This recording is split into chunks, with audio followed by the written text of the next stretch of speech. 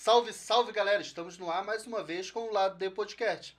E hoje, vamos discutir um pouco de política inteligente.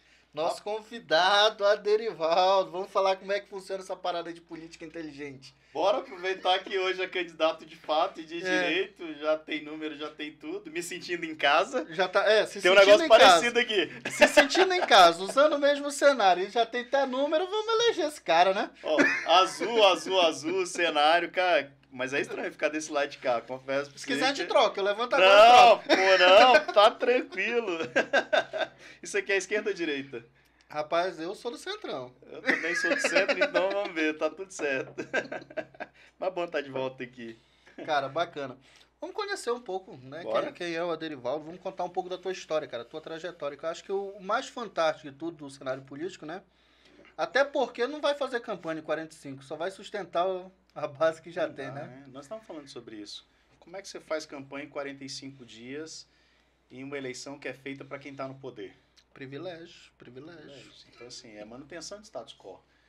Então, assim, vou começar contando a história, né? Como é que um filho de porteiro, que era lavrador lá no Tocantins, foi porteiro 28 anos, filho de uma dona de casa, Dona Maria, seu Alderi, que morou no acampamento da Tele Brasília até os 15 anos de idade, que foi pro chafariz lá no bairro Tele Brasília, lá no Riacho Fundo, né? Removidos pelo então governador Joaquim Roriz, que conseguiu entrar na PM aos 22 anos, mas que já era pai de dois meninos, de uma menina e de um menino. Me conta essa parada desses PM, eles são ligeiros, né? Porque velho. A maioria da galera que fala, não, eu tive que entrar na PM para fazer um trabalho de segurança pública, mas também eu tinha uma responsabilidade em casa. Já. Pô.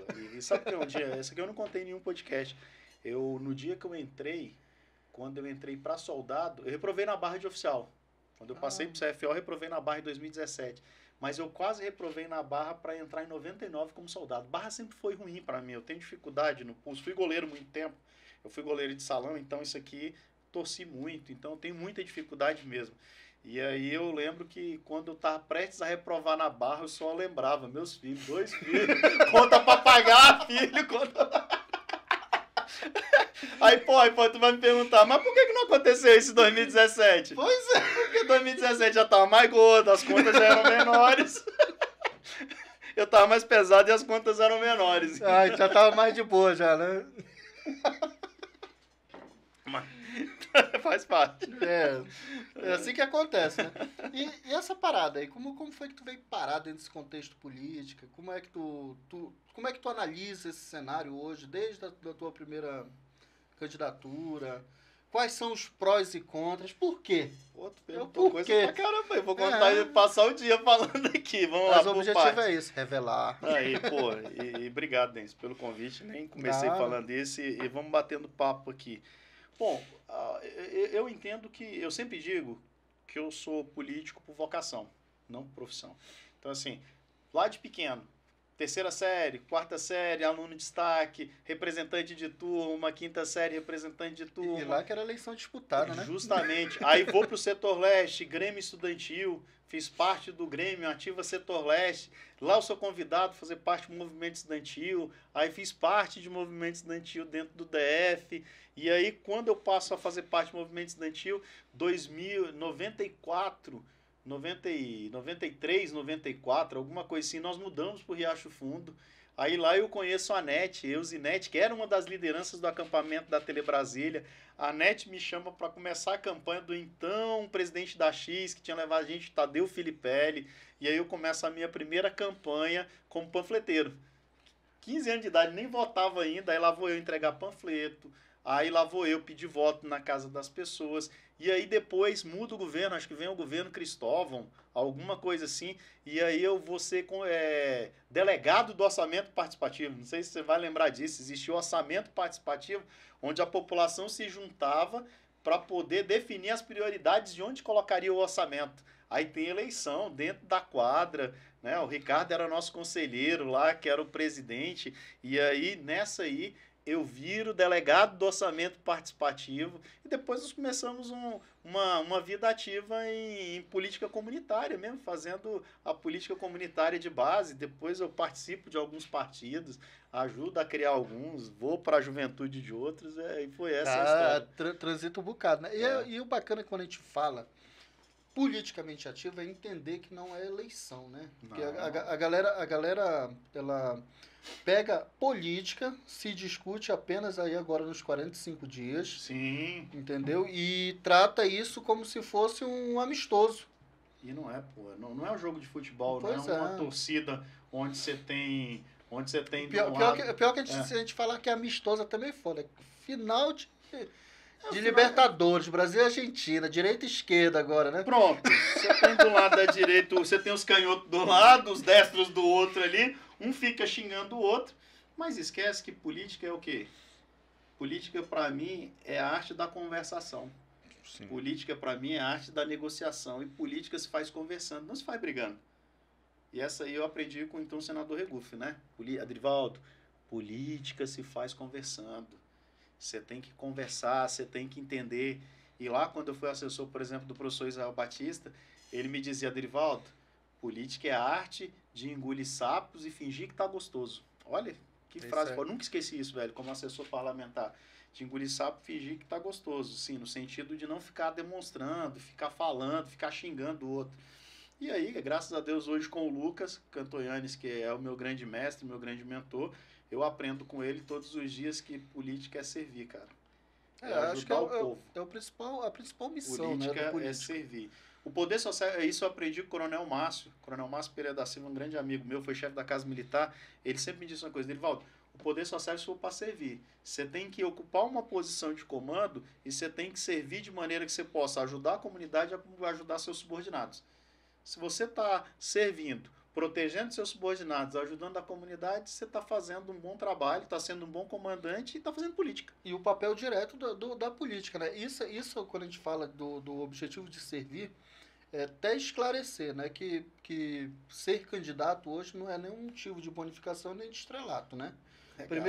Primeira regra de tudo, é gasto pra caramba, principalmente a galera que está aí de fora do fundão, que está de fora aí dos orçamentos partidários, né, que acaba tendo que tirar dinheiro do próprio bolso e caracteristicamente são bons políticos, né? A gente sempre costuma dizer, né, que bom político ele não tem vez.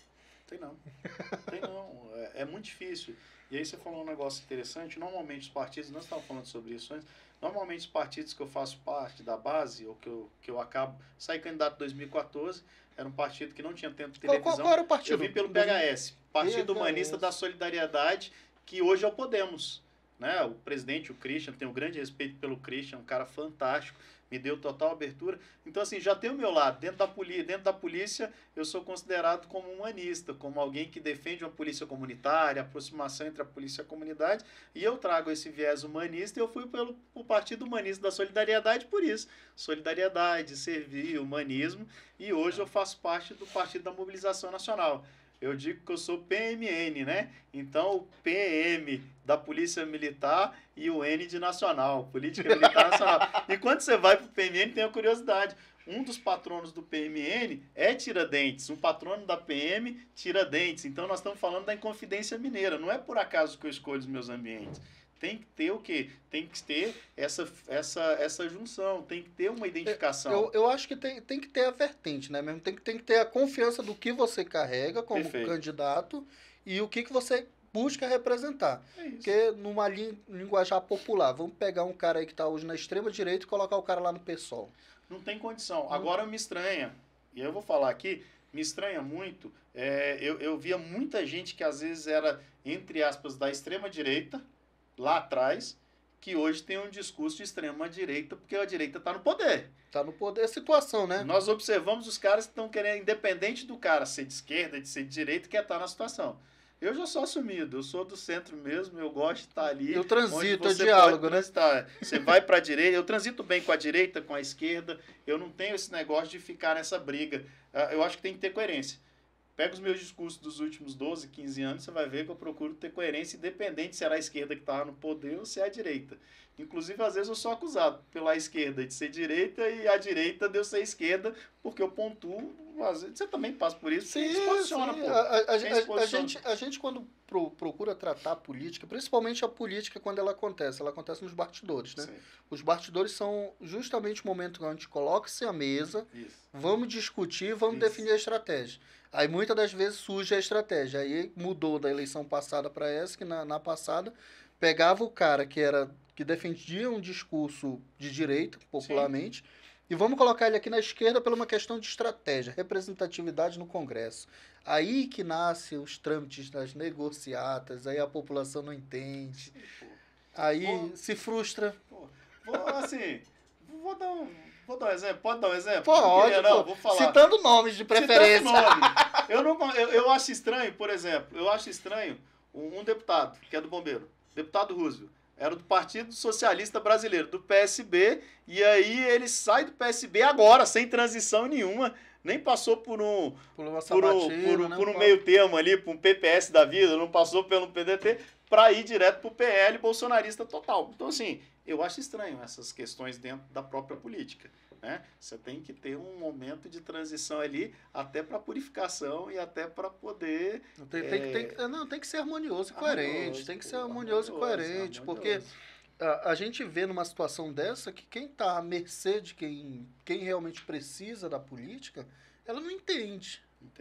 Ela não entende. Ela não está entendendo que, muitas das vezes, estou dizendo aqui que o bombeiro lá está indo, mas muitas das vezes ele está se colocando num lugar para fomentar a base.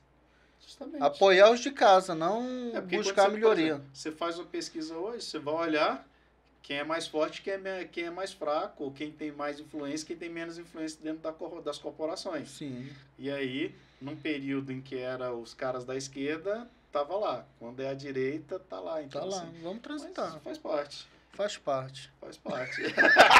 Você perguntou como é que eu vejo o cenário. Como é que você olha para esse cenário aí, principalmente agora, nessa eleição, que trouxe aí várias mudanças, né? Você da prefere eleição. nacional, local? Não, vamos explanar pela parte nacional até chegar aqui no local, porque o local aqui também está conturbado. Cara, o nacional, quando você olha para o nacional, a mudança eleitoral em si, hoje eu confesso para você, eu fui candidato em 2014. Sim. Pô, pulei 2018. Eu cheguei em 2022, não sei se todos estão, mas eu cheguei perdidinho. Hoje eu não sei como fazer campanha. Isso é até maluco, né? É até difícil Não fazer sei, campanha. Velho, não sei fazer campanha. Por quê? Minha campanha, eu peguei um monte de cavalete, botei na descida do Riacho Fundo, cavalete para um lado, cavalete para o outro, aparecia, né? Você podia botar um outdoor, um negócio, sei lá, velho. Hoje, como é que eu posso chegar nas pessoas, velho? Primeiro, quando você vai para casa das pessoas, se você entrar na casa das pessoas hoje é levar doença. Político que entra na casa das pessoas pode levar um Covid, matar alguém, o povo vai ficar com raiva de você. Já não consegue entrar na casa. Você não pode ter igual no passado, lá atrás, showmício. Então, o que acontece? Hoje, você não tem como surgir novas lideranças. Então, você vai viver a polarização e toda a polarização que está tendo no âmbito nacional, respondendo a sua pergunta, é continuidade. Sim. Bolsonaro é continuidade, Lula é continuidade. Você tinha um Pablo Marçal que, entre aspas, poderia ser o novo, que é um cara que está surgindo da internet e consegue entrar na vida das pessoas. Mas foi neutralizado, ou está sendo neutralizado dentro do PROS. Qual a novidade do jogo? Ou é um ou outro. E o maluco é disso que nas prévias, né, antes disso, é até meio difícil a população decidir quem ela quer, né? Porque a influência partidária, ela tá muito grande, né? Pô, porque hoje, todos os adversários, players, eles estão sendo filtrados e eliminados antes do jogo, pelas regras. Nós estamos sentados aqui agora, nós temos 20 partidos, 33 partidos. Nós estamos decidindo que a partir de agora, só 9 partidos vão participar da disputa. É foda. Os outros estão eliminados. Não, tira esse aqui, Denis.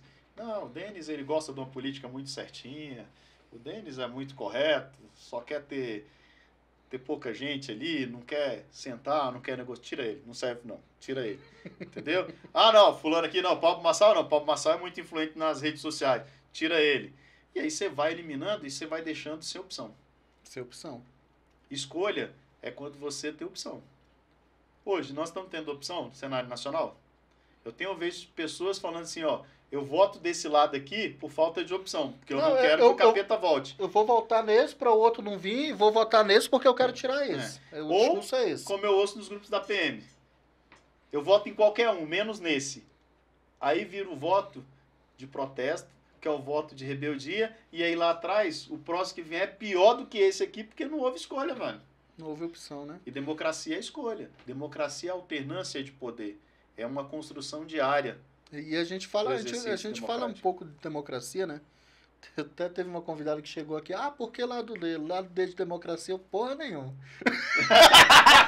Porra Democracia que não. A democracia, pra mim hoje, um ponto de vista crítico meu, ela é um estado lúdico. Sim. É só uma ilusão da possibilidade de que existe uma democracia implantada, que é uma democracia que não é fundamento, justamente por causa disso. Porque não tem Porque escolha. acaba tirando as escolhas, as Tem opções. escolha. Então, assim, não, mas tem escolha. Tá, quando você escolhe o menos pior, é escolha? Não. Não, pô. Ó, você tem esse caminho aqui. Esse caminho é o caminho de quê? Da continuidade. Esse caminho aqui é o caminho de quê? Do status quo. Manutenção de status quo. Continuidade. Esse caminho aqui é o caminho que não pode haver mudança. Esse caminho aqui é o caminho que não serve para cá e nem para cá. Só serve esse aqui. Pô, mas eu quero uma alternativa. Eu quero alguém diferente. Eu não quero a continuidade. Eu não quero direita. Eu não quero esquerda, pô. Eu quero um algo relacionamento diferente. e tal. Não tem. Não tem isso. Ou você escolhe o vermelho ou você escolhe o azul. Aí que é o problema da porra. E aqui no Distrito Federal, cara? Como é que você olhou pra... Acho que aqui no Distrito Federal, a partir de hoje, já estamos mais definidos. Tá, porra. Mas os bastidores foi emocionante aí esses últimos 30 dias que se passaram. Eu sou fã dos bastidores. Dorme, acorda e tudo muda enquanto você está dormindo. Sem sacanagem. Esquece o de hoje pra frente. Até ontem. A melhor eleição da minha vida. Sério? Sério. Qual foi a experiência diferente das anteriores? Está vendo os bastidores. O bastidor, cara, eu já tive nos bastidores, mas não tão próximo do Lucas, como coordenador, como um cara que tá ali. Qual a vantagem dos bastidores? Você vê uma semana antes, você vê um mês antes, pô. Consegue entender o cenário. Você entende o cenário. Então você olha assim, é muito engraçado. Eu ver um negócio acontecendo ontem que eu já sabia que ia acontecer há 2 semanas atrás. Isso é... Um mês atrás, tu fala assim, vai acontecer. É muito louco. Tu fala assim, cara... Eu nesses bastidores aí, eu queria fazer casa de apostas, mas ninguém queria.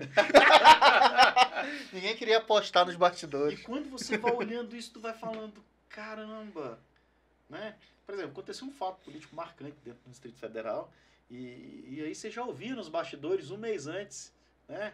O pessoal falava, fulano não vai competir, fulano não vai desistir, fulano não vão deixar. E tu fala assim, não é possível. Será? E aí quando você vê acontecendo, tu fala, caraca, velho, é verdade. Não, e o maluco disso tudo, né? É porque o bastidores, ele traça mesmo. Traça principalmente toda a estratégia, toda a caminhada do play dos 45 dias, ali, que é o período da disputa. Perfeito. Em si e tal. E incrível que pareça, hoje eu estava analisando, né? Rapaz, houve uma alteração da porra de ontem para hoje. Pré-candidato a deputado federal que precisou passar para distrital que teve que se quietar ali para apoiar o outro e tal. Quer um exemplo? Sentou aqui. Eu sei. Danielzinho, pô, sentou aqui comigo, Daniel do Radar, o cara que eu gosto, parceiro. E aí o Danielzinho, pô, deputado distrital, na virada da noite, deputado federal. Ontem, quando eu olho a rede social, tá lá ele. Pô, agora é oficial distrital. Até liguei, falei, pô, tu tá o quê, pô? E aí você vê como é que funciona. Eu sempre vi partido como uma coisa. Vai ser duro que eu vou falar aqui, mas partido pra mim é meramente um cartório eleitoral. Sim. É o lugar que você faz atas, pô. É um lugar onde você faz atos e onde você precisa estar para concorrer a uma eleição. Acredito que até deveriam ter eleições independentes fazendo registro direto no TRE, pô. Vou lá no TRE, faço o meu registro e aí não estou vinculado a nenhum dos partidos, se for o caso. Todos deveriam ter essa opção. Não, nenhum desses me representa. Então, eu quero fazer minha candidatura ser independente no meio do cenário, né? Pô. Já que você vai pagar do seu bolso a sua campanha, você vai fazer do jeito que você quiser, pô, o mandato é seu e tá tudo certo, se for o caso. Entendeu? Campanha independente. Não, mas aí tu tá arrumando confusão, pô. Não, faz parte da confusão. Mas tem gente que quer, pô. Não, sim. Se ele quer e ele vai lá e faz o registro da candidatura dele. Agora, se ele tiver no partido, ele tem que seguir a regra do partido. Por exemplo, meu partido é mandato coletivo. Quem entra lá sabe que existe divisão do poder e que o mandato é coletivo. Regras do jogo, é limpa. Quando você vai entrar, já sabe. Mas tem gente que não concorda. Mas ele não quer entrar em outro. Faz o registro da candidatura independente. Que é onde que está hoje o maior gargalo, né? Inclusive, há conversas aí que para conseguir se registrar hoje uma candidatura aqui por causa dos partidos, hoje é um pouco cara, salgada. Mas o que teve de gente fora achando que ia ter nome, que ia ter registro de candidatura, que poderia fazer parte de uma nominata. Não sei se você viu, ficou menos de 600 candidatos. Quando eu concorri em 2014, distrital, 1.000 e poucos, 1.098, não sei direito. Hoje, 600. Até me arrependi de vir federal, porque quando eu olhei, eu falei, pô, tá igual concurso. A concorrência para distrital tá mais baixa do que para federal. Cara, e é louco. É loucura a gente pegar, olhar para esse cenário, porque geralmente é o inverso, né? Se coloca distrital, é 24 vagas, né? 24, pô. Tinha 1.000 e poucos candidatos. Tinha 1.000 e poucos, então você tem uma redução. Só que aí, nesse cenário e análise de cenário, o que pode acontecer? Minha percepção. Nós vamos ter uma concentração de voto em cima e uma descentralização embaixo. Então, nós vamos ter pessoas desconhecidas com pouquíssimos votos e nós teremos pessoas conhecidas com muito voto. Pode acontecer de nessa eleição nós termos mais de uma pessoa com mais de 30 mil votos. A deputada Se federal. brincar, chegando a 40. O cara sozinho está quase fazendo quociente eleitoral. E aí? Parou para pensar nisso? Não, não. Tá percebendo? Cara, é... Imagina surreal, né? um cara só, 25 vagas, um cara só fazendo 30 mil votos. 50% do quociente eleitoral. Tem os outros 24 para fazer mais. Só que aí você tem 2 players ali, né? Sim. E aí você vai lá, os 2 já fazem um, sobra o restante para... Mas estrategicamente isso daí foi para tirar os pequenos? Ah, minha opinião sim, pô. Quem legisla? O cara que está legislando, ele tem a caneta na mão, ele está pensando nele. E aí ele vai fazer, vai fazer uma lei eleitoral, vai fazer modificações, o que ele está pensando? Se manter. Como é que eu faço para me manter? Como é que eu faço para continuar? Essa eleição ela é feita para quem está no poder, pô. Ela é feita para quem é conhecido. Você vai conhecer quem? O cara passa 4 anos fazendo campanha. Se mantendo, com a máquina, eu né? Aqui, com a máquina. Tenente da Polícia Militar, saindo 45 dias antes, tenho 45 para iniciar minha campanha, até porque eu não posso falar muitas coisas quando eu estou na farda. E aí? Dificuldade de eleição, pô, não vai. Muito difícil. Muito difícil ter policiais militares eleitos num contexto desse. Eu acho que não tem. Assim, muito difícil. Ponto de vista muito lógico. Muito difícil, 45 dias para eleição. Racional não é impossível. Não tem que se tornar conhecido. Popularidade, manter a popularidade. Tem todo um trabalho. E aí vai quem conseguir manter essa frequência ou essa média de se tornar conhecido ao longo dos anos. E é maluco a gente falar de popularidade, né? Hoje, querendo ou não, as redes sociais elas servem de métrica, né? Surreal, a gente pega assim, hoje as redes sociais ela faz uma pesquisa melhor que o Datafolha. Sim. Pronto. E ligeiro, né? Ligeiro. E quando você olha, vou falar de nominata. Sim. Quando você vai montar uma nominata, 12 anos já montando nominata, vou no meu terceiro, nós montamos várias. A primeira coisa que você vai olhar, dá uma olhada na rede social dele, ver como é que ele tá. Então você vai fazendo a média, você vai analisando. Qual a média de visualizações dos vídeos? 1.000. Qual a média de curtidas? 50 curtidas, não tá legal. Isso, pô. E é isso que você vai construir. É assim que funciona. Caralho, é louco. Rede social. Até porque vai chegar um momento que a campanha ela vai ser praticamente toda em rede social, pô. Não tem como chegar na casa das pessoas, como eu estou te falando. Hoje tá... Chegar nas casas das pessoas. Condomínios. Como é que você chega? Meu sonho, viu? O pessoal da Vicente Pires aí, abre a porta para mim. Como é que você chega na Vicente Pires? Condomínios fechados. Como é que você chega no Lago Sul? Piorou. Como é que você chega nos apartamentos da Asa Sul e de Águas Claras? Você tem que conhecer o porteiro. Atenção, porteiro. Meu pai foi porteiro, me ajuda. Entendeu? Então, é esse o contexto, velho. É difícil pra caramba. Não, como é que você hoje faz campanha hoje? Hoje o cenário ele tá totalmente invertido, né? A gente pega hoje as estratégias políticas. Eu até me arrisco a dizer que a estratégia política de 2014... Esquece? Tô te falando que eu tô perdido. Acabou. Não sei mais por onde começar, pô. Caralho. Vou fazer campanha ao modo regufiano, pô. Minha campanha vai ser acordar de manhã e entregar panfleto. À tarde entregar panfleto. À noite entregar panfleto. Tô pensando até ir nos botecos entregar panfleto, que é a única forma de chegar nas pessoas. E aí? Mas funciona pra mim? Ou só funciona pra ele? Aí é uma dúvida que vai gerar o ar. E como é que vai ficar isso? E aí, chega um outro ponto, pô. Que aí eu tenho feito análise. Quem sai na frente, quem tem mais chance de ganhar? Quem tem mais dinheiro. Sim, sim. Porque multiplicadores.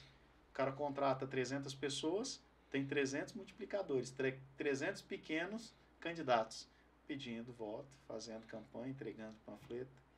Aumentando a base. E quem não tem essa estrutura toda? Como é que você faz campanha desse jeito? Não, é praticamente impossível. Aí pode ter um fenômeno. Que já surgiram fenômenos da internet.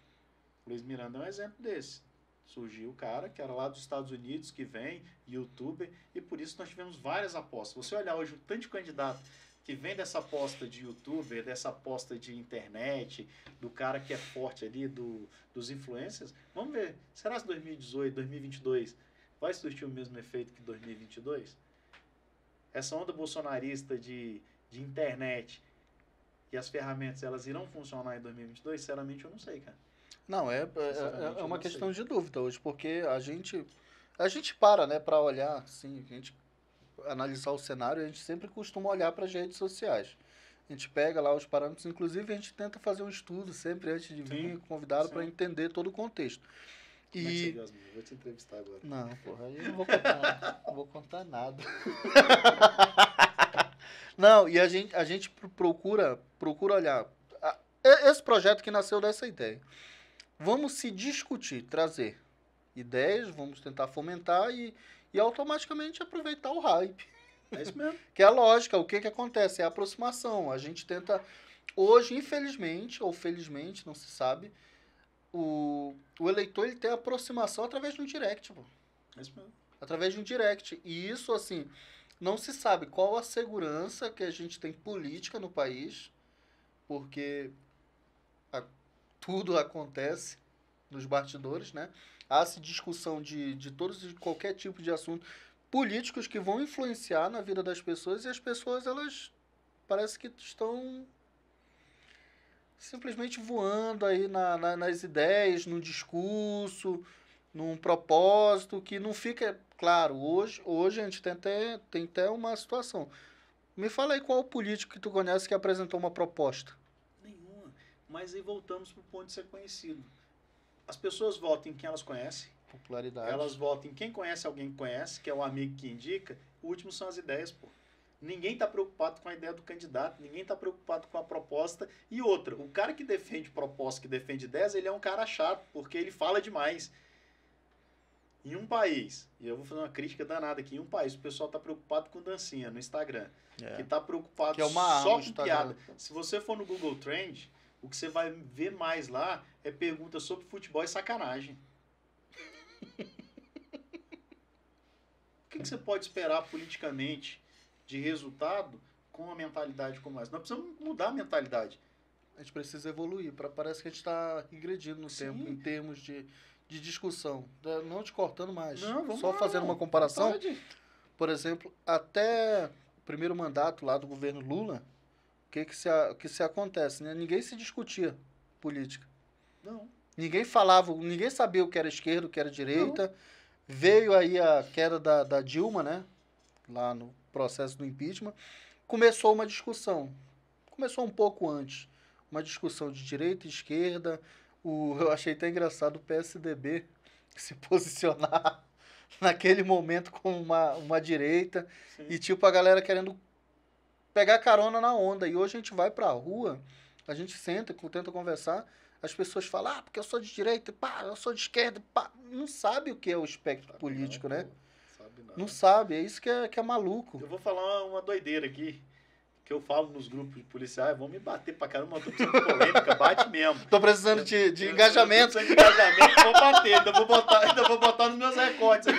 Eu digo muito, quando tem policial que vem fazer crítica, às vezes a mim, ou vem falar algumas coisas, eu falo, velho, deixa eu falar um negócio, hoje vocês falam que vocês são conservadores, vocês falam que vocês são cristãos, que vocês defensores da família, mas tem um detalhe que vocês não observam.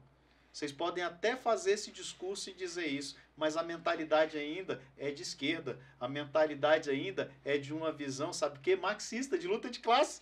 Vocês estão batendo nos oficiais, falando de luta de praças contra oficiais, vocês estão falando de um monte de coisa aqui que é um pensamento marxista, pô. E aí você não entende por que você está criticando. Você só bate no governo, quer sempre alguém de oposição, reclama porque não teve nenhuma conquista. Aí tem alguma conquista, você já quer abandonar o cara porque fala isso não serve, porque isso não é categoria, esse não é classista.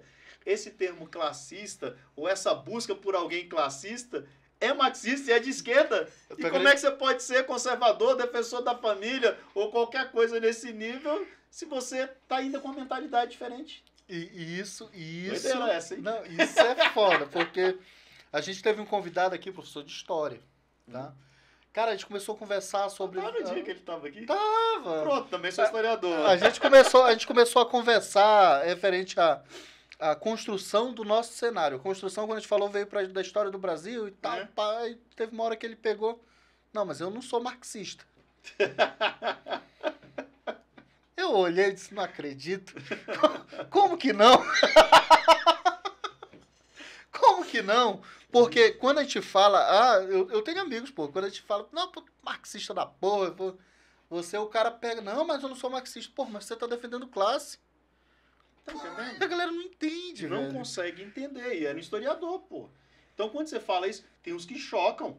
O cara tá de sacanagem comigo. Eu falei, não, velho. Eu tô pontuando historicamente o que é ser de esquerda, o que é ser de direita, o que é ser marxista.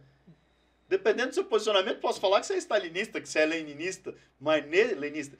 Nesse momento, você está com um discurso marxista e você não sabe. Você não sabe, justamente, não sabe. Então, defina se você é de esquerda, se você é de direita, mas adeque o seu discurso. Por exemplo, na eleição passada, eu via muita gente dizendo, agora eu sou liberal. E o que é o liberalismo? Massa. Aí veio o liberalismo, ao invés de trabalhar 30, você trabalhou 35. É menos Estado. Se é menos Estado, é menos pró-servidor. Então assuma, meu irmão, o que você está assumindo, o que você está discutindo, o que você está querendo. Se você quer ser liberal, entenda que você é servidor, que você vai ter perdas do liberalismo, tranquilo. Um ponto de vista lógico para mim aqui, eu acho que o Distrito Federal nem deveria entrar nessa vertente aí do liberalismo econômico, do liberal, porque... Você é uma cidade de servidores. É uma cidade de servidores, pô. Qual é a indústria que a gente tem aqui? Me aponta uma indústria. Menos Estado. Liberal. Menos Estado. As pessoas têm consenso. Não interferência do governo. As pessoas entendem Demissões. isso. Vamos lá.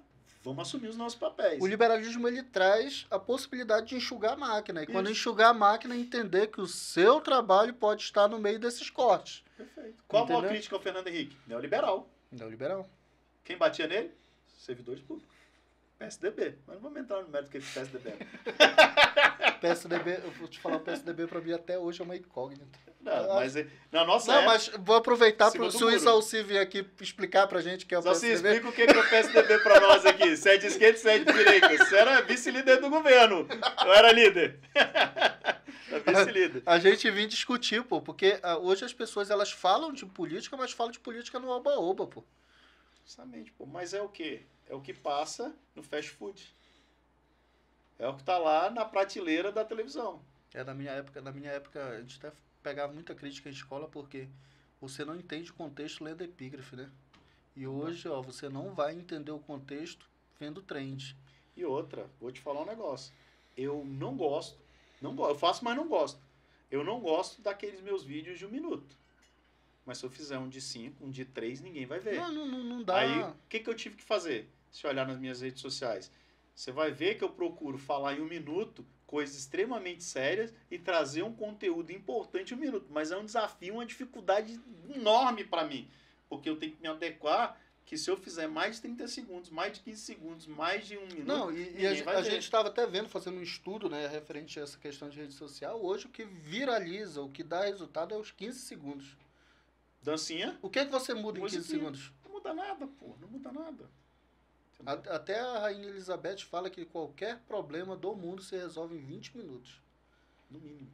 No mínimo. Um debate, numa conversa, no convencimento. E isso daí sendo prático, 20 minutos. Aí a gente pega, 15 segundos pra gente falar. Falar de política é meio complicado, né? Todas as vezes que falar de mudança, eu posso perguntar. Poderia perguntar pela Bíblia, mas eu vou perguntar por livro, porque qualquer livro pode produzir isso. Qual parte do livro que muda a sua vida? Qualquer um deles que você lê. Não é nem a parte do livro. É o quê? É o desejo.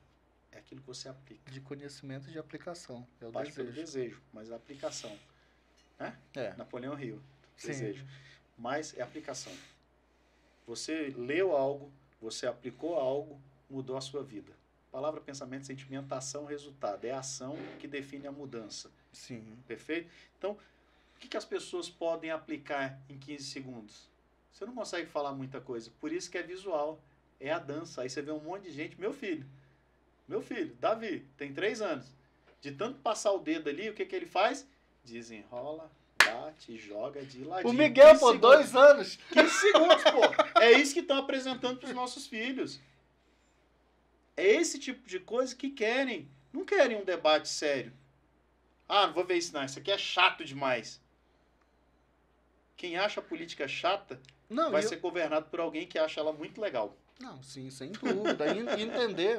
E entender também aqui os debates políticos aqui também, acho que do cenário do país todo. Isso a gente fala deputado distrital federal, senadores, governadores, tudo. Hoje está uma política de ataque, pô. Perfeito. É o famoso lacração, né? Ou eu trago o resultado se eu lacrar em cima do...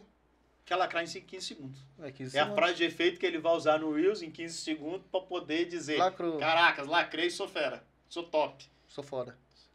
Sou foda. Que tipo de coisa o cara tá fazendo? Que tipo de mudança ele tá fazendo? Não tá, pô.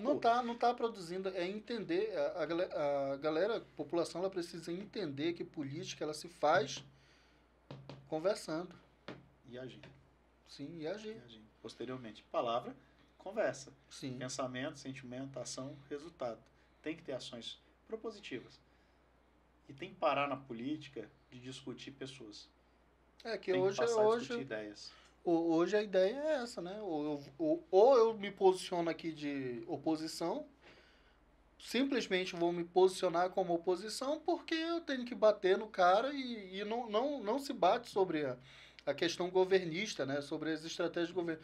Procura buscar escândalo moral, escândalo imoral, escândalo, seja lá da porra que for, para tentar desmoralizar o ser humano, mas não se faz uma análise de política. Eu costumo dizer que um cara desse ele não traz ideia, velho. Ele não traz um planejamento, muito menos progresso. E o grande ponto, porra, hoje as pessoas ao invés de defender o seu candidato, estão preocupadas em desconstruir o outro. Sim. Aquele adversário.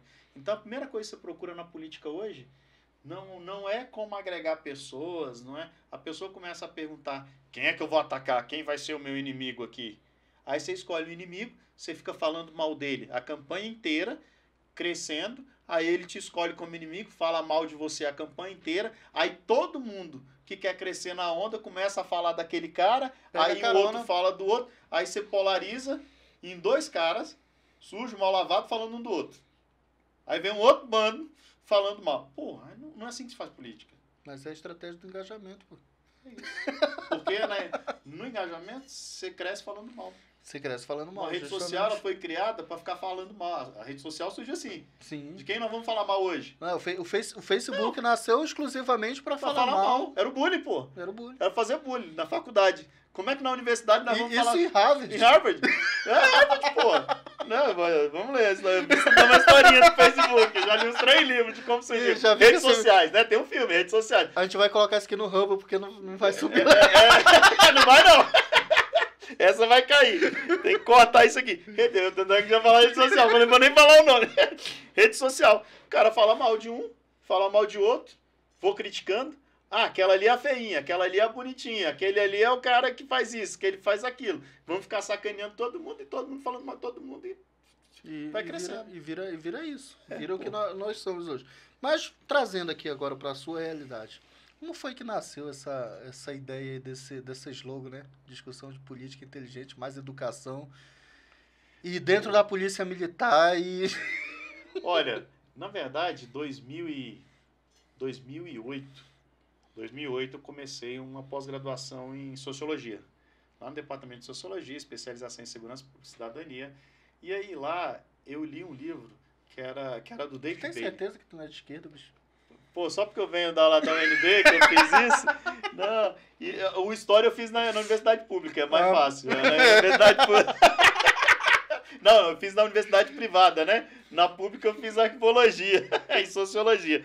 E aí, nesse contexto, fui fazer uma pós em especialização em Segurança Pública e Cidadania. E lá eu estudei um cara chamado David Bailey. o Bailey falava sobre policiamento comunitário. Um livro, Policiamento Comunitário, que é a base do meu livro depois, que aí o meu livro chama Policiamento Inteligente. O que era o policiamento inteligente na visão dele? Era a busca da eficiência e eficácia.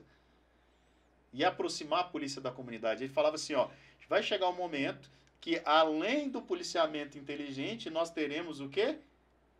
Além do policiamento comunitário, nós teremos o policiamento inteligente, que é essa aproximação entre polícia e comunidade, essa interação, onde essa participação geral ela vai produzir algo maior. E aí, na entrevista, o Coronel Santana, que esteve aqui, eu vou dar uma entrevista para ele, ele me pergunta o que era isso de policiamento inteligente. E aí eu soltei pela primeira vez, falei, ó, policiamento inteligente é a quebra de preconceito, meio de conceito, gerando novo conhecimento, vai gerar mudança de mentalidade, vai gerar mudança de comportamento, mas isso é feito em três eixos, né? A primeira fase é ideológica, a segunda é metodológica, o que fazer, como mobilizar internamente, externamente e por meio de planejamento orientado para o problema, que era o POP do policiamento comunitário. Fez isso, aí tem as ações individuais e coletivas, o que eu, enquanto indivíduo, posso fazer e o que nós. E aí nós fizemos um livro, fiz um livro sobre policiamento inteligente, fiz uma análise dos postos comunitários de segurança, 10 anos estudando, 10 anos escrevendo, fiz uma segunda edição. Para montar uma tese, né? Foi uma tese, montei, acabei montando. Esse livro se torna uma referência dentro. E aí, falando de polícia, um dia eu estou relendo o livro, estou revendo toda essa construção, eu falei, cara, o discurso que eu fiz e tudo que eu levantei para o policiamento inteligente, que era uma crítica à época ao policiamento tradicional, que na minha visão não precisava melhorar muito, eu falei, pô, tá precisando fazer esse discurso para a política hoje. A política hoje não é inteligente.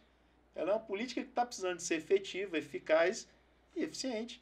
É uma política que precisa ter aplicações de recursos e trazer um resultado, de fato. Sim. E em cima disso eu falei, nós precisamos falar de política comunitária. Nós precisamos falar de aproximar a base da comunidade. Nós precisamos aproximar os candidatos dali. Mas qualquer candidato? Não. Lá no programa, no podcast, eu só aceito quem nunca teve mandato. Quem faz política comunitária, quem está na política há muito tempo, mas que nunca teve mandato para poder exercer esse papel. É a galera que não tem voz, que não tem oportunidade. Aí surgiu política inteligente, pô. Caramba. Eu não trago ninguém que tem mandato. Então você traz a ideia que vem de dentro da comunidade. De dentro da comunidade. Inclusive, quando nós retornarmos, a ideia é trazer líderes comunitários, trazer a galera que faz política. Eu e você, pô, já faz política há muito tempo, mas não é política com mandato. Eu quero a galera com vocação, tô nem aí pros profissionais. Foi assim que surgiu, pô. Caralho, os profissionais. Os profissionais que são aqueles que têm mandato. Não, e qual foi a história assim, mais interessante que tu chegou a ver trazendo desses políticos que não têm mandatos para dentro do podcast, assim, o que você acha que de valores, que tipo de valores esse tipo de conteúdo consegue entregar hoje? Pô, aqui eu trouxe dentro do espectro, eu trouxe gente do PSOL, eu trouxe gente, por exemplo, do União Brasil, que é o FAD, Sim. Da direita e da esquerda, e trouxe ali o centro. Eu trouxe um cara aqui chamado Rafael Seba, velho, candidato a federal também, mas é um cara que eu acho extremamente inteligente, que é do PSOL, que é um cara que tem uma luta, tem uma militância. Trouxe aqui o FAD, que é um cara que é pastor, que está na luta há muito tempo, foi suplente, senador, mas nunca teve mandato. Trouxe aqui, que sentou também no nosso programa, o Daniel Haddad, já falei dele aqui, que para mim é um cara que faz política comunitária como ninguém, lá na Santa Maria. E é engraçado, né? Porque são dentro das comunidades, Dentro das comunidades. O professor Jordanes, porra, no Arapuangas, é um cara que vem candidato. O Jordanes, porra, eu mando convite lá, os caras nunca me respondem. Sério, eu vou falar com o Jordanes, então. Quem vai falar com ele sou eu. Vou falar, Jordanes, tu vai lá no Denis. Vou tá aqui, ó. Tô gravando aqui. Eu acho interessante o conteúdo dele. Entendeu? É um cara que tem conteúdo, é um cara que tem uma história fantástica, né? Filho de carroceiro, morou no pior barraco lá de Planaltina, da Vila Buritis, que luta pela defesa do Arapuangas. É um cara que, se torna professor, está na direção de uma escola que eu acho referência, eu acho modelo. Aquela escola dele nunca vai ser militarizada, porque lá tem comando, porque lá tem trabalho. Eu fiquei encantado. A primeira vez que eu fui na escola dele tem 12 anos, velho. Caraca. 12 anos. Passou no jornal, passou no Fantástico, todo um contexto. É uma escola limpa, é uma escola silenciosa, é uma escola fantástica. Pô, tô fazendo aqui propaganda pra você ver, Jordan. Mas, tá entendendo? São lideranças fantásticas, cara. Histórias aqui de vida fantásticas. O Adeilton Braz, que é candidato distrital também, Sim. que vem pelo PSC, teve aqui, que é um cara que sabe o que ele faz? É um cara que é sargento da Polícia Militar, trabalhou comigo lá na Celândia, mas é um cara que também tem um trabalho social de creche, entendeu? Tem uma história em Braslândia, faz uma política, é pastor lá no Penó, pô, no PSU. Aí tu vai olhando as histórias, tu fala, cara, esses caras fazem política sem mandato e às vezes contribuem muito mais do que os caras que têm mandato, acaba tornando eficiente, né? Eficiente, eficaz e efetivo. Essas são as histórias, velho. Então, assim, eu sou encantado com esses caras. Cada história que vê aqui. Pô, isso assim, até interessante, porque quando você me conta isso, você traz pra cá pessoas que trazem a realidade dentro da comunidade. Hoje eu acho que o maior conflito que a gente tem entre os profissionais e a população é porque os profissionais eles acabam ficando inacessíveis. Justamente. Os caras estão inacessíveis. Vai distanciando. E outra pessoa que eu tenho que fazer, não posso deixar de falar, Gisele Montenegro, cara. A Gisele Montenegro teve aqui também. Chorei aqui, ó, contigo. Ela é mãe do Christian. Ela é defensora, ela foi presidente. Queriam acabar com o espaço lá no Riacho Fundo. Da questão dos do autistas. AMA, dos autistas, cara. Ela Sim. teve aqui, então, é uma batalhadora com relação a essa luta do autismo, assim. Cara, que ela me deu uma aula sobre o que é autismo, de como é que funciona, da dificuldade de ser mãe de autista. Então, assim, cara, que eu passaria falando aqui várias, ó, só de falar me arrepia, porque essa história dela me marcou. Tá com minha filha aqui, chorei com minha filha contando histórias, falando dessa questão da dificuldade, das barreiras, de tudo que ela abriu mão e que ela abre mão, e da luta dela por questões simples do filho. Simples. Simples que ninguém tá nem aí, pô. Então essas pessoas não, elas têm voz em pequenos espaços. Então assim, nós somos comunicadores aí falando contigo, nós temos que dar voz e espaço para essas pessoas que não têm voz, mas que têm representatividade nas suas comunidades e nas suas causas. Eu falei para Gisele aqui, Gisele, você é alguém que tem causa.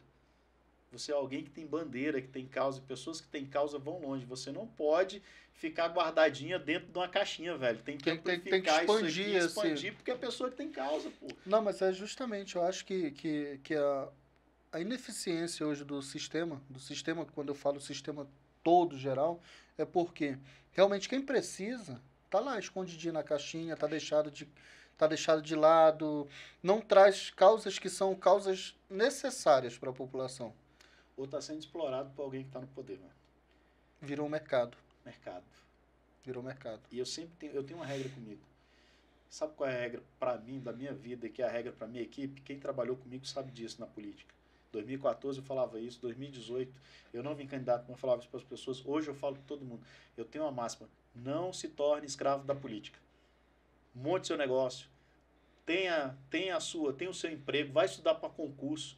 Tem uma amiga minha que falava isso para ela, para a Ronieli. Ronieli todo dia falava, ó, não se torne escravo. O Thiago falava, não se torne. Samanta falava, não se torne escravo da política. Eu falo para todos, não se torne escravo da política. Eu todos os dias me falo, todo dia eu falo, Derivaldo, não se torne escravo da política. Eu acho que acaba não se tornando nem escravo. Eu entendo o contexto. Dependente, assim. Você tem que ter a liberdade para você pegar a sua mochilinha e falar, tô indo embora, vou cuidar da minha vida. Você vai acabar sendo enganado pelo sistema. Você vai ficar ali naquela dependência contínua. Perfeito. Que eu acho que é mais viciante do que droga. Sim, e detalhe, e o que acontece na política que eu vejo? Pô, tô 30 anos nessa vida. A pessoa ela começa te pagando 10. Criou a dependência. Ela reduz seu salário no gabinete para 8. Depois para 5. Depois tu tá ganhando 2, velho. Tá ali querendo sair, não pode sair porque você já tá endividado. É igual o BRB. Servidor público, entra lá e quando vê, tá. Aí, desculpa a expressão, tu tá fudido, dependente de um cara, aí tu quer sair, sabe o que você faz? Você vai ter que se tornar escravo de outro.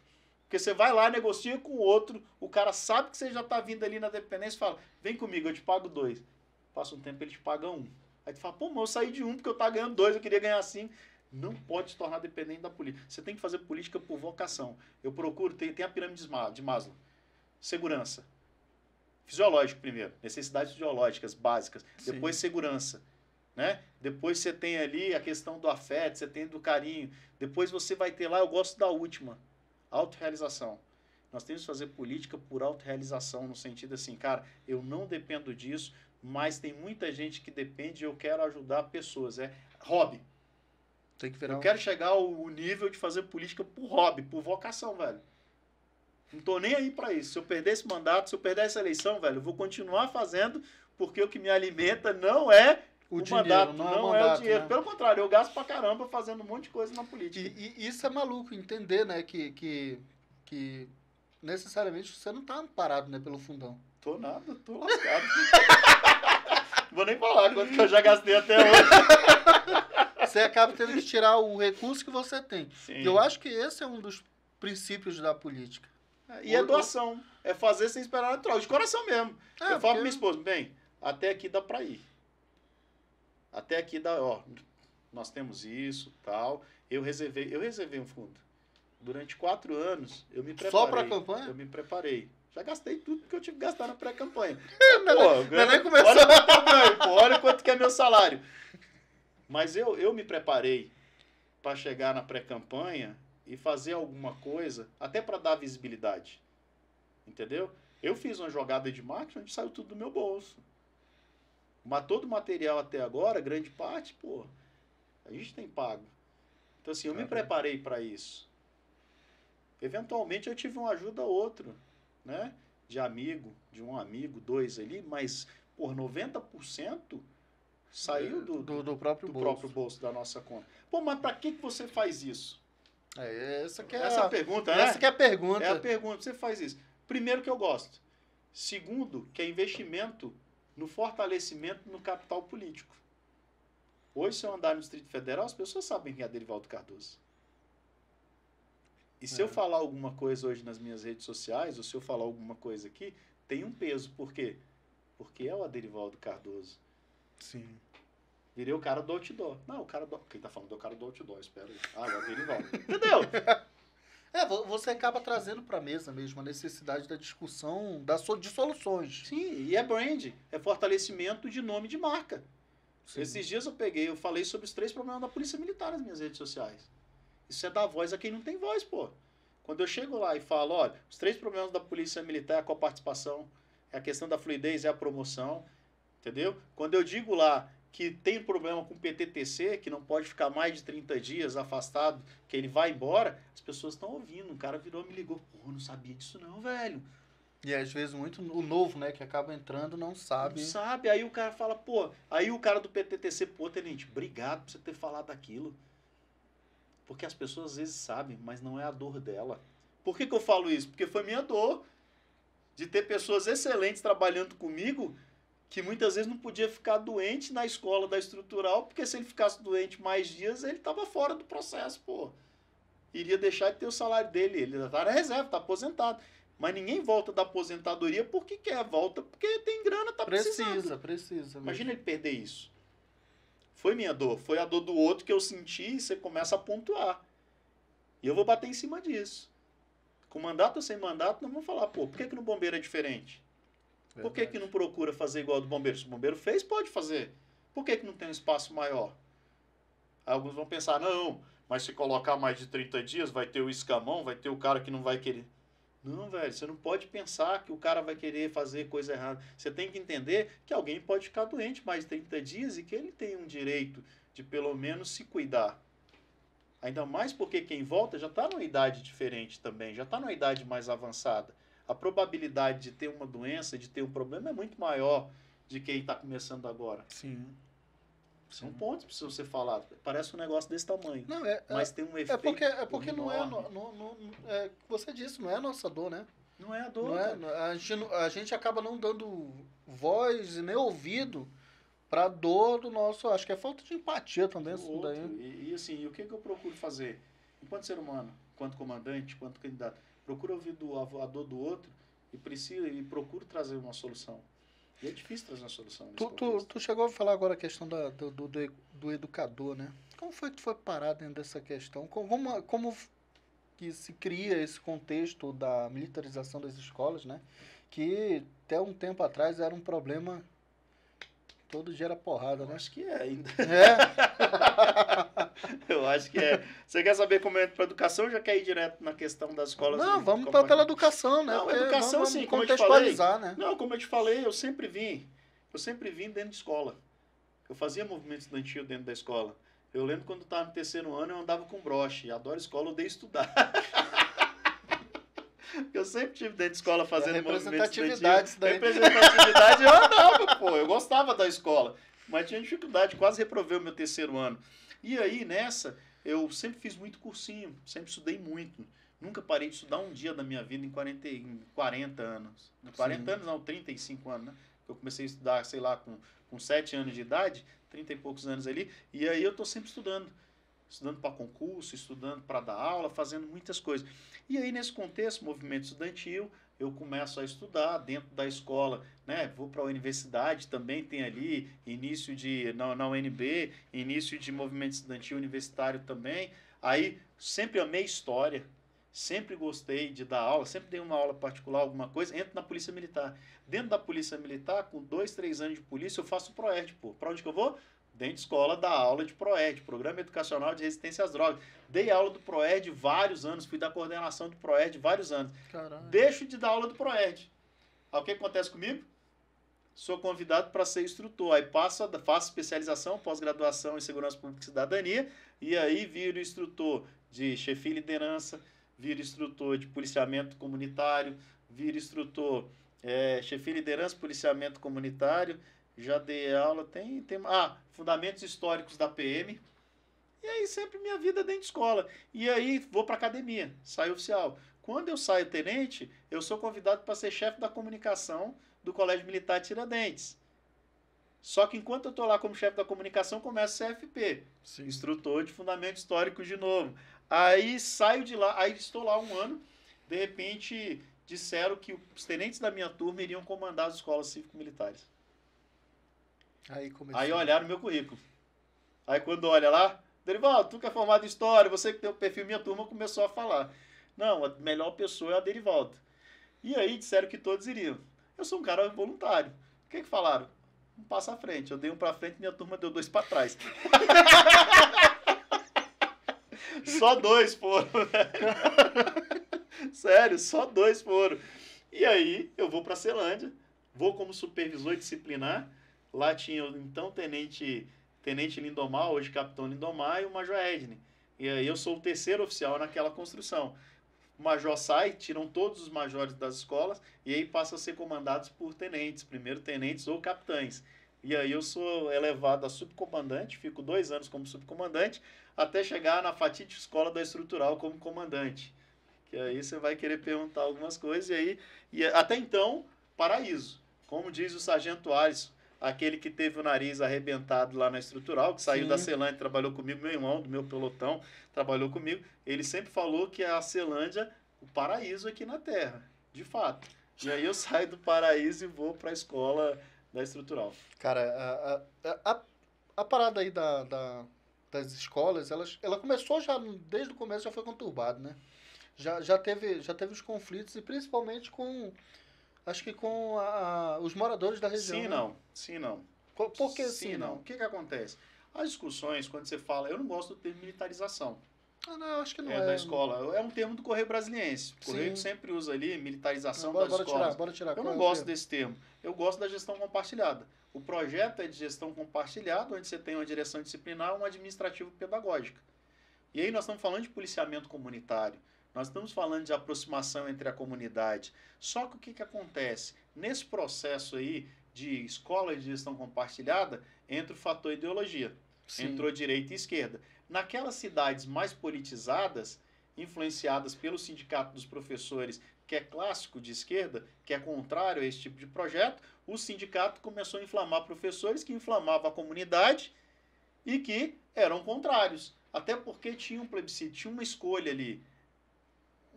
A sociedade votava. Não chegou sendo colocado. Não, a sociedade votava. Pode olhar. Onde foi contrário, foi contrário. Entendi. Teve uma discussão no GISNO aqui. Entendeu? Então, escolas que eram contrárias, elas não iam. Então, havia uma votação. A população escolhia. Só que aí tem os pesos. Então, normalmente você tinha professores contrários. É natural.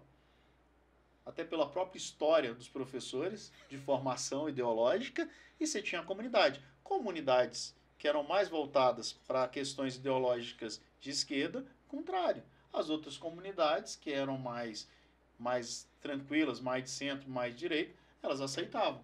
esse é o debate, essa é a questão mais pontual. Qual o critério para a escolha?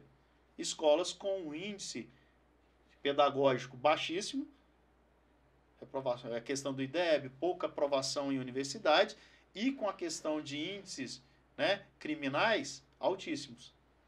Um era muito baixo, o outro era muito alto. Cara, é aí que entra um conflito, né? Porque é entender que a polícia militar não chegou sendo imposta. Não. A primeira regra Isso disso. é vendido como se fosse, pelo sindicato. Houve debate, houve discussão, houve votação. Tá, o sindicato então se posicionou politicamente em cima do negócio. Totalmente contrário, totalmente contrário. E foi quem mais atrapalhou o nosso processo dentro das escolas e dentro da escola da estrutural. Dentro da escola estrutural, o grande ponto foi essa questão de incitação, entre aspas, política e de uma tentativa de polarização entre as forças de segurança de todos os pontos, acho que a estrutural foi mais... Foi o mais crítico. Mais e crítico, se você observar, lá na escola, por exemplo, nós tínhamos vários professores que eram ligados a sindicatos, que faziam parte de posições estratégicas dentro da escola. Que tinham proximidade. Então, assim, sendo muito franco, isso atrapalhou muito. Só isso? Não, só isso não, pô. Tem outros fatores também. A própria comunidade, a própria formação da comunidade, a própria forma de atuar das direções, elas complicavam muito ali. Então, essa questão ela foi muito pontual e dificultou bastante. Tem solução? Não sei. É uma dúvida que fica no ar. Não sei. Porque necessariamente a polícia militar ela não veio para impor a regra, mas tentar buscar a melhora nos índices. E lógico, né, que a questão da polícia comunitária está próximo. E melhorou. Melhorou os índices. A nossa parte nós fizemos. A nossa parte, questão de criminalidade, redução em grande parte das escolas, reduziu. Reduziu bastante. Só que nós temos que entender um processo. Por exemplo, escola da estrutural. Você tem que entender a questão da redução, ela é relativa. No meu período lá, eu saí de lá considerado um cara linha dura. Foram 2.000 advertências, 18 suspensões, 18 conduções para delegacia. Dentro da escola. Quando a gente fala de advertência, estamos falando de FOs. Então foram FOs, fatos observados, questões que mereciam atenção. Luz amarela ligada. Sim. Entendeu? E como era que funcionava esse tipo de disciplina dentro do colégio? Principalmente numa área, teoricamente, já meio conturbada, né? O basicão, cara. Nós temos dentro da instituição, da nossa legislação, a Polícia Militar tem 3 papéis básicos dentro da escola. Sim. Primeiro, a segurança. Segurança externa, segurança de pátio, segurança de corredores, segurança dos alunos e dos profissionais. Certo. Nível 1. Nível 2, nós estamos falando de valores e princípios, nós estamos falando de palestras para os alunos, nós estamos falando de colocá-los em forma, né, na entrada matinal, passar os nossos valores. Primeiro, respeito, disciplina, hierarquia, conhecimento da situação. Nós defendimos uma escola limpa, pouco movimentada e uma escola silenciosa, mudança de ambiência. Essa é a nossa filosofia, pô. Chega em qualquer escola militar, você vai ver que é limpa, pouco movimentada e silenciosa. Sim. Filosofia. Você vai ver que tem respeito, disciplina e hierarquia. Sim. A base, a família, escola e a polícia. Todos trabalhando juntos em prol da melhoria do ambiente. Essa é a linha de atuação. E aí você tem dificuldade porque alguns não aceitam isso. Que entra a questão da indisciplina, né? E como é que nós trabalhávamos isso? Existe um regulamento disciplinar onde fala o que você não pode fazer, não fala o que você pode fazer, em tese. Você pode tudo. Tudo lhe é permitido, mas nem tudo lhe convém. E aí lá tem, não convém que você faça isso. Não convém que você faça aquilo. E em cima desse não convém, você tem pontuações. Onde o aluno, ele perde pontos indeterminados. O FO é isso. Fato observado. Eu vi que o aluno estava matando aula hoje. Chamava. Denis, por que você estava matando aula hoje? Por isso, não justificou. Bilhete para o pai. Informa a Vossa Senhoria que seu filho matou aula hoje. Vem falar comigo. Falava comigo. Se eu entendesse e a legislação me amparasse, fazia uma advertência. A competência do comandante.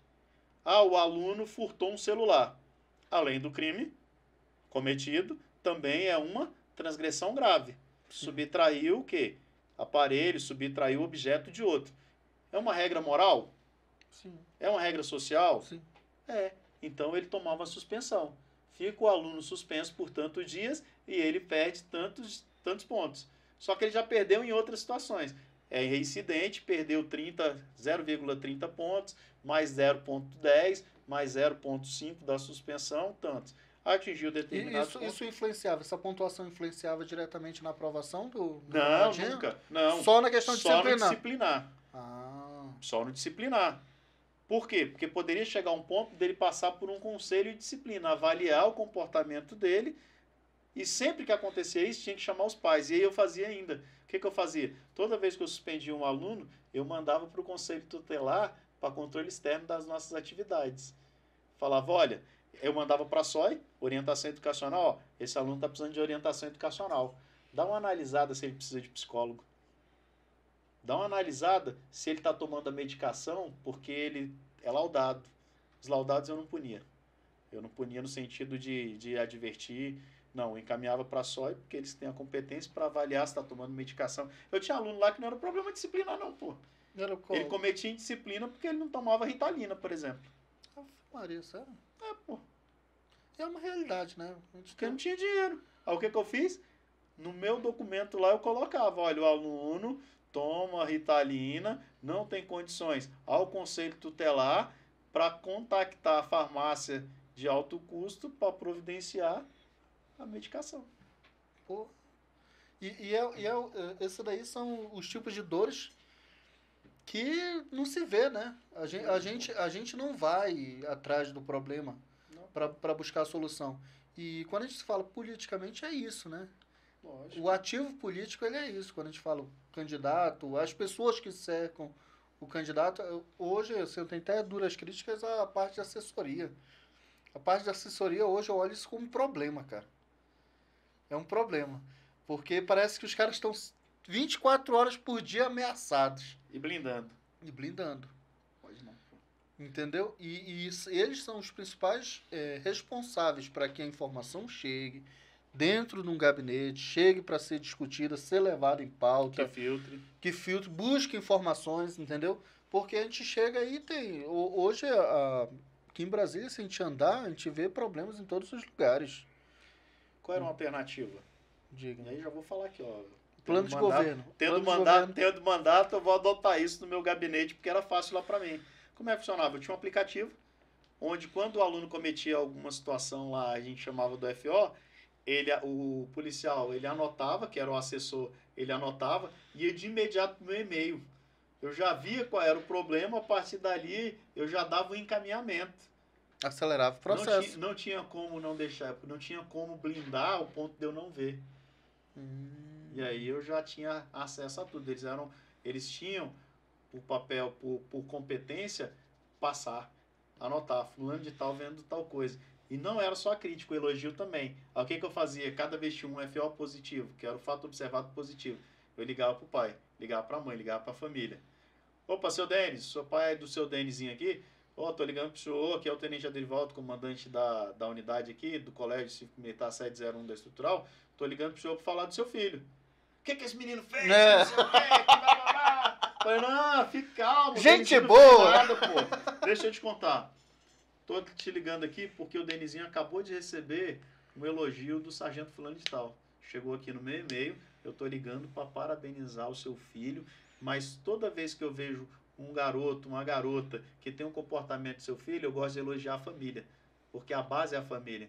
Só quer dizer que você tá cuidando bem. Rapaz, quando eu fazia isso, obrigado, tenente, que maravilha. Tá entendendo o processo? Mas é isso. Acho que muito tempo a gente teve implementado, eu acho que isso pela cultura política, né? A gente teve implementado na nossa cabeça que policial era tratado como um problema social também, né? Porque a gente até vem de um discurso, acho que aqui em Brasília, eu particularmente sou daqui, eu sou do norte, mas Brasília eu acho que o sistema de segurança funciona. Ele tem, dentro de qualquer outro que tem problema, tudo ele funciona. Se a gente for aqui do lado, no Goiás, a gente ainda tem a cultura ainda de que o policial primeiro bate para depois saber como é que tá funcionando. Você tá correto. Qual era? Aí eu chamo de estereótipo. Qual era o estereótipo da construção do policial nesse processo? Sim. O policial é aquele que mata, aquele que executa. Sim. É aquele que agride. O policial é violento. Só que as pessoas não observam que a polícia, nos últimos 15 anos, ela passou por uma transformação enorme dentro do Distrito Federal. Gigantesca. E aí nós tivemos E aí nós tivemos, de 2009 para cá, um projeto chamado Policial do Futuro. Todos os policiais foram qualificados com ensino superior, pago pelo próprio Estado, pela própria corporação. Os policiais passam por cursos. As pessoas não entendem a quantidade de cursos que um policial faz. Ele sai soldado, ele tem que fazer o CFP, curso de formação de praça. Ele até terceiro sargento ele vai. Para ele ser promovido a segundo sargento, ele tem que fazer o CAP, curso de aperfeiçoamento de praça. Fora os outros cursos que ele faz para ir para o choque, para ir para a Rotam, para ir para o trânsito. Enquanto soldado, ele tem que fazer um monte de curso para ir para as especializadas, que nós chamamos. Policiamento ambiental, mas o de carreira obrigatório, para ser promovido, ele tem que fazer o aperfeiçoamento de praça. Aí ele sai segundo sargento, vai primeiro. Para ele sair subtenente, ele tem que fazer o CAEP, que é o curso de altos estudos de praça. Assim, o oficial. Curso de aperfeiçoamento de oficial, quando sai capitão, para sair major. Curso de altos estudos, CAE, para ele poder sair oficial superior, sair oficial superior não, sair coronel. Tá entendendo? As pessoas não entendem a quantidade de cursos que um policial militar tem que fazer para ele poder ser promovido ao longo da carreira. Não, e entender que a questão, assim, socialmente, não é nem... Lógico, a evolução na carreira pessoal, profissional, vale pra caramba, mas... Para a sociedade. Mas para a sociedade, é o retorno para a sociedade. Quanto mais educação se tem, perfeito, isso é tendencioso. Quanto mais educação se fala, menos criminalidade se existe. E tem um detalhe, cara. Às vezes temos desvios. Sim. Temos erros. Eu vou dizer erros, desvios, mas tem erro. Mas tem um detalhe. Uma coisa que eu gosto de falar no Distrito Federal. Cara, o Distrito Federal, quanto mais qualificado o profissional, você também tem uma questão. Quando é que você ouve falar de corrupção do cara que recebe R$50, suborno. R$100 de suborno? Em outros estados, em outros estados. Aqui faz para ver. Não, e a gente você vai ver o cara preso por tentativa. Sim, por tentativa de fazer isso. Inclusive, aqui no Distrito Federal se discute, em alguns outros lugares aí se discute muito a respeito de milícia, né? Sim. E aqui no Distrito Federal é o único lugar onde a gente se ouve discurso de que não se cria. Graças a Deus. Não se cria. Mas ainda é porque tem a corregedoria, ela funciona que ela é muito rígida. Muito rígida. E você precisa ver o tanto, quando você olha os boletins da polícia, o tanto de policiais que são punidos por diversos comportamentos. Não vou nem dizer que sou a favor, contra, mas existe muito controle do Ministério Público. Controle até excessivo. Hoje você tem o Ministério Público, por exemplo, querendo controlar o ponto de dizer que o policial não pode abordar, pô. Tá de sacanagem. Não, tô falando sério. Então, assim, controle até excessivo. Então, assim, o controle aqui, ele é tão extenso, chega ao ponto de falar, caracas, velho, você não pode abordar simplesmente pela suspeita.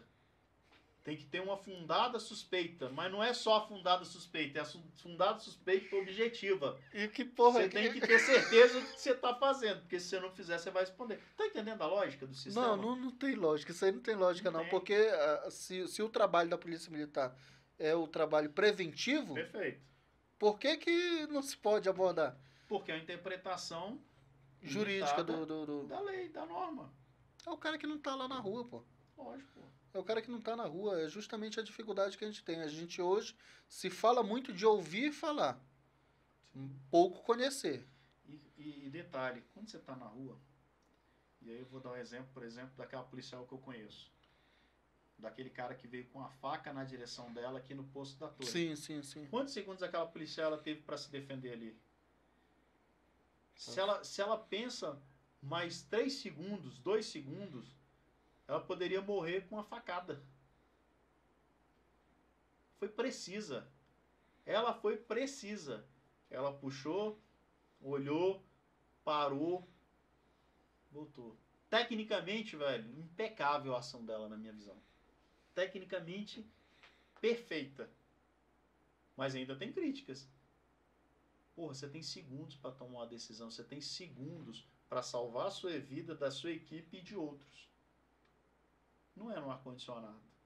Você vai olhar, analisar. Como oficial, normalmente eu sou encarregado de PM, de sindicato. Cara, o meu maior medo, o meu maior receio enquanto ser humano é cometer uma injustiça no julgamento de algo. Que é maluco, né? Inclusive, a gente acabou recebendo aqui o Coronel Leonardo Santana, a gente teve aqui algumas discussões referentes a essa atuação da polícia. Hoje a gente tem uma polícia limitada. Altamente Em limitada. Em termos de agir, por causa de um excesso de burocracia que está sendo analisado dentro de gabinete, pô. Dentro de salinha, com ar-condicionado, tudo bonitinho, e que acaba prejudicando. Eu acho que a caneta, né? A caneta, ela mata mais do que qualquer coisa hoje nesse país. É porque o grande ponto, houve uma ausência dessa discussão durante muitos anos. Pouco se pôde falar internamente e externamente. Então, o que acontece? Muitas pessoas que não são policiais, que não vivem essa realidade, eles começaram a ocupar os espaços de poder e definir o que nós podemos e não podemos fazer. Nós não discutimos internamente o uso de algemas. O Supremo foi lá e definiu. Nós não discutimos internamente a questão das abordagens. O Supremo foi... O Ministério Público está indo lá e limitando. Então, nós temos que definir bastante o nosso papel, mas nós devemos ajudar nessa construção. Nós precisamos ter voz, precisamos ser ouvidos nesse processo. E é por isso que hoje eu entendo que nós vemos tantos policiais sendo candidatos. Quando o cara lança uma candidatura, como eu faço, é para ter voz. Se eu não fosse candidato, talvez eu não estivesse aqui sentado contigo discutindo esses assuntos e nem tivesse a liberdade. Estou Sim. fazendo isso na condição democrática de candidato, debatendo ideias e propostas em um programa como o seu. Sim, sim. Mas eu acho que é essa a ideia mesmo, assim, da gente conseguir trazer essa discussão, inclusive abrir isso para a população, né? Importante. Porque hoje a gente tem muita gente aí boa, qualificada, que infelizmente não tem oportunidade.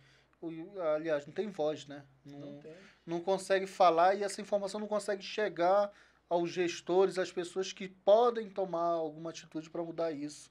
E mais uma vez eu sou grato a você, sabe por quê? Porque nós estamos presos nos nossos guetos, nas nossas bolhas. Sim. Você vê essas discussões nos grupos de WhatsApp de policiais, você vê essas discussões nos nossos grupos ou nos nossos programas fechados, mas num programa aberto para a comunidade, no outro público, você não costuma ver discussões voltadas para abordagem, para a discrecionalidade da atuação policial, e aí vai. A minha experiência com isso daqui, cara, ela tá sendo muito bacana, porque é isso, a gente mesmo, a gente a gente trabalha, estuda, faz tudo na nossa vida em função da gente mesmo e dos nossos familiares. Aquela velha, o próximo que se exploda. É isso mesmo. A realidade do brasileiro é isso, a gente é feito para isso, entendeu? A gente vive num mundo que exige isso da gente. Perfeito. E quando a gente começou a trazer essa ideia aqui, eu até falo, porra, às vezes tem hora que eu fico aqui meio leigo e tal, mas aí a gente tenta estudar, pesquisar histórico, entender o contexto, e a gente vem fazendo algumas descobertas que fazem mudança, né? E às vezes a gente recebe cada feedback assim no coisa. Tem hora que eu me julgo. Eu saio daqui e disse, pô, eu sou muito idiota. Eu fiz essa pergunta, eu não acredito. Não, Pô, só que do outro lado, velho, tem uma galera que necessita dessa informação. Precisa. Aí eu fico, porra, eu acho que eu sou leigo bom mesmo. Eu sou bom em ser leigo, sabe por quê? Porque é onde a gente começa a conhecer realidades, onde a gente começa a tratar de fato problemas, onde a gente começa a buscar soluções. E isso aqui, assim, eu sei que você hoje é pré-candidato já, né, oficial, mas se caso não assuma o mandato, mas tem uma raiz da sua opinião lá que vai ficar incomodando. O mais importante é a voz. Sim. E sobre o seu ponto, é importante isso aqui, ó. Copo vazio. Se a gente chegar aqui, e aí o entrevistador, eu vou falar como entrevistador também. Se você chega com um copo cheio, eu até evito, às vezes, fazer muita pesquisa sobre meus entrevistados. Assim, porque eu quero ter aquela pergunta, sabe? Aquela pergunta da mais boba, idiota possível, Sim. que pareça, pra eu olhar pro cara e falar: isso, velho. Como é que é isso? Tipo, Cara, eu não acredito que ele tá me perguntando isso não, mas velho, porque é o copo vazio. E aí você vai preenchendo e a conversa vai fluindo de uma maneira vai top. fluindo, e a gente procura evoluir também. A gente vive um progresso E contínuo. aprende, pô. Total. Eu tô quase querendo fazer um concurso de policial militar, pô. É. Só pra me renegar no outro dia. Porque, porra, ô pessoalzinho injustiçado.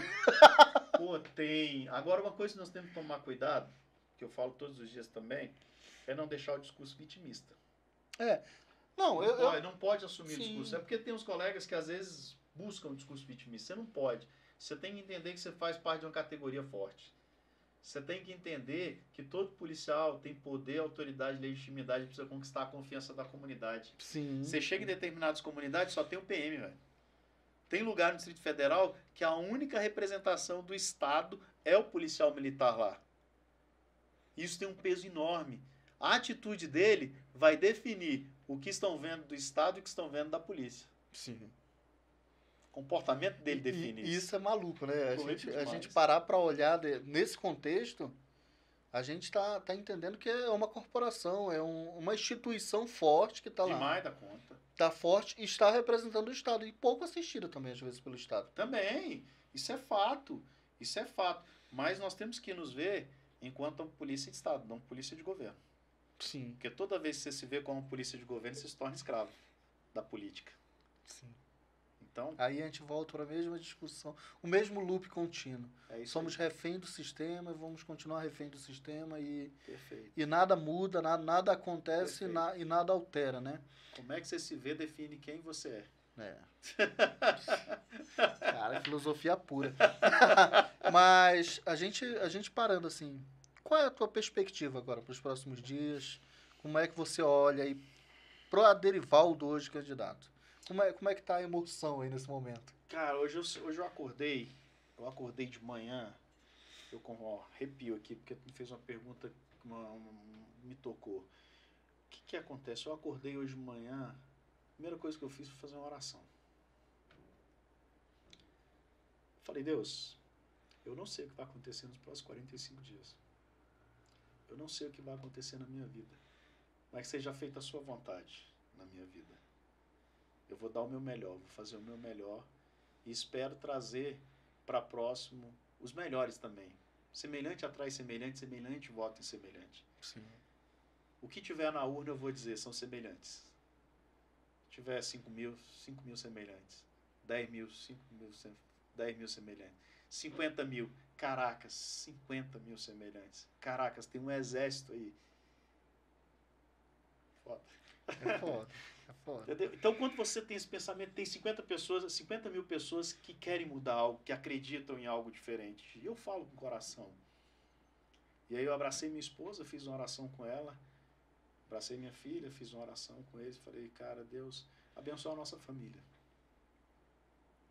E aí, quando eu termino isso, que eu saio, eu recebo uma ligação do Lucas Cantoianes. E aí ele falou, cara, obrigado. Obrigado por ser um companheiro, obrigado por ter aceitado esse desafio, que é um desafio difícil pra caramba. Olhando num olhar comum, é um sacrifício. Eu estou me sacrificando em prol de um grupo. Eu estive conversando com o Rafael Prudente, e falei, Rafael, deixa eu perguntar, cara, se tu fosse tomar a decisão que eu vou tomar, que decisão você tomaria? Eu falei, Aderivaldo, se pensar no indivíduo, em você, a melhor decisão é distrital. Porque você tem mais chance e vai que você se torna deputado. Se pensar no coletivo, no melhor para o grupo, para a sua corporação, no melhor para defender os objetivos que você defende, é federal. Falei, caracas, e agora? Hã? Eu vou na meu coração era distrital, minha vontade era, pô. E aí você aprende na Bíblia que às vezes, velho, na vida, você tem que renunciar àquilo que você mais quer para fazer aquilo que precisa fazer. E eu decidi o desafio de discutir pautas grandes, pautas federais. É discutir juventude, é discutir, de repente, por que o maior que usa o menor não tem penas maiores e não responde pelo crime como se tivesse cometido e assim ele não vai mais usar o jovem. É falar sobre trabalho, como é que nós podemos gerar mais emprego e mais estágios para os alunos da escola pública, principalmente os que eu vi lá passando dificuldade na estrutural e na Celândia. É aí que você vai discutir segurança. Como é que você pode discutir coparticipação? Como é que você pode discutir, pô, um soldado ficando, igual eu fiquei 12 anos soldado, 5 anos cabo, 3 anos terceiro sargento. Como é que um cara que passa 30 anos na polícia, ele não pode chegar nem a subtenente?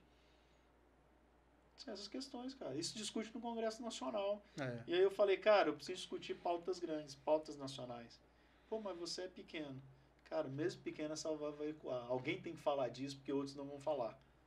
Se não tiver inserido dentro do mundo, ninguém fala. É discutir as escolas compartilhadas, onde eu vivi lá, onde eu sei como funciona.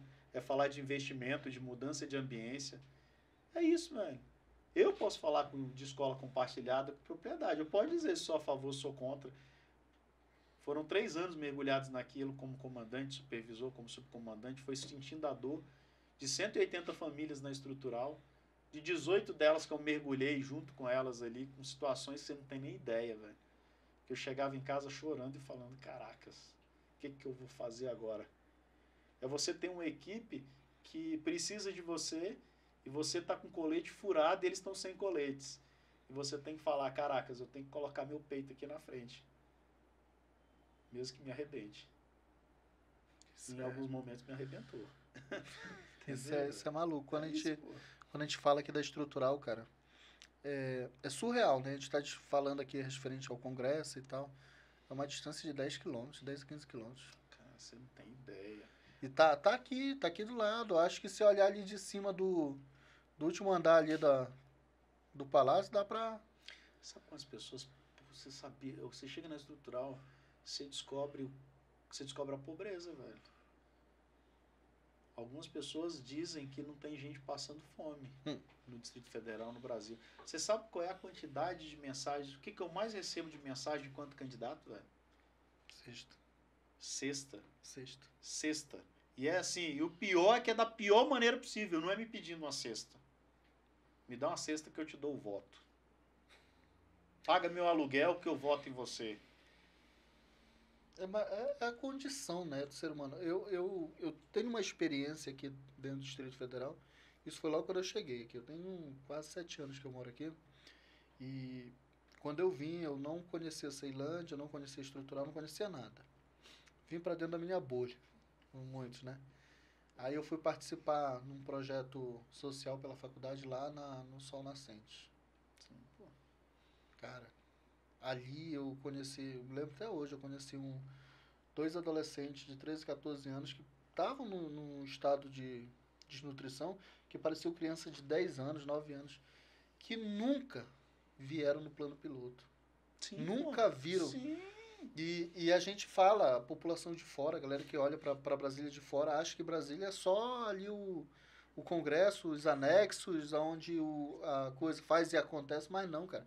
A gente é cercado de ter cidades satélites aqui, que para alguns outros estados vamos chamar de bairros, que estão desassistidos e estão vivendo a miséria de uma forma que, assim, não é vista, não é apresentada e não é mostrada. E, principalmente, acho que o nosso foco hoje de discussão, quando a gente convida, é justamente ver quem conhece essa realidade e quem está disposto a lutar por essa realidade. Entendeu? É um desafio. Que é o desafio. É onde a gente começa a se discutir, de fato, política, mas não a política partidarista, mas a política pública, Sim. Aquela que vai e impacta diretamente a vida do eleitor. Que gera transformação e que a maioria não está interessada nela. Infelizmente. Infelizmente. A maioria não está interessada. Prefere discutir a superficialidade. Vamos falar da Virgínia. Zé Felipe, que parou de cantar. É isso aí. Entendeu? É isso aí. Cara, assim, fantástico. E a gente acha que a gente vai fazer um reprise aí depois. Ué, vem. Chama. Pode chamar. A gente tá aí, o papo foi bacana. Obrigado. Assim, desde já a gente deseja que, de antemão, todo sucesso. E que a caminhada não é fácil, mas que no final possa... Derivaldo olhe pra trás e diga, pô, valeu a pena. Todos os dias. Todos os dias, velho. Valeu. Obrigado, meu irmão. Te agradeço. Foi bom demais. Obrigado.